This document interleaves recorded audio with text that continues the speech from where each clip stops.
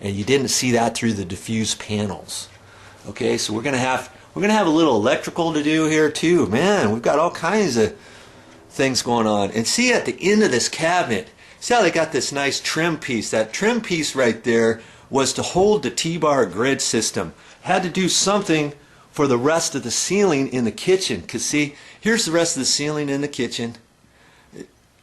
And so when we remove the T-bar grid system, we're going to have to remove this last piece of trim for the cabinets, because that's just not going to look right if we leave that.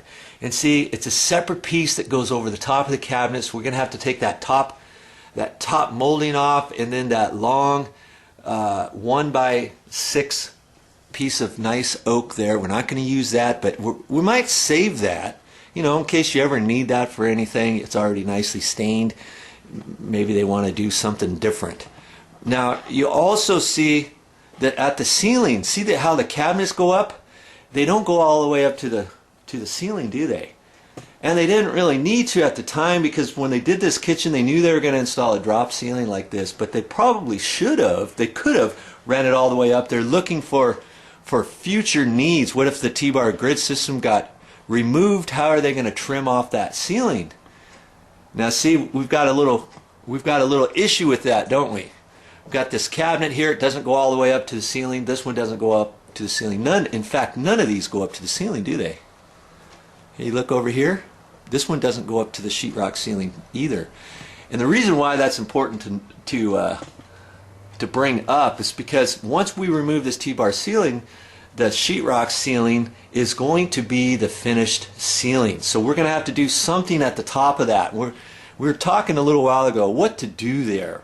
Probably going to have to put, what do you think we'd have to do? What would you do on this certain situation? Yes, we're probably going to install a crown molding and run that from the top of the cabinet, you know, about 1.5 inches down or 1 inch down, and then going up at a 45 on up to the ceiling.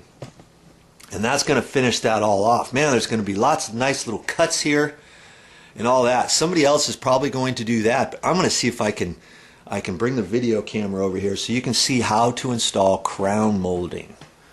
Now if they decide to install that 45-degree crown molding, there's going to be an issue right here where this cabinet is, because see here, there's an existing sheetrock ceiling or sheetrock wall that just dies right there just beyond the cabinets.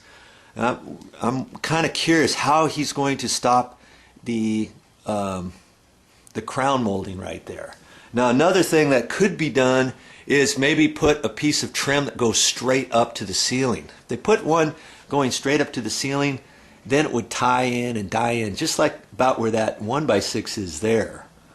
And you know, once they do that, then the question is, okay, what's that going to be made of? Is that going to be painted same color as the ceiling, or what? Because if they install crown molding that's oak, you would have to stain it, seal it, and finish it the exact same color as these cabinets. That's going to be kind of difficult to do.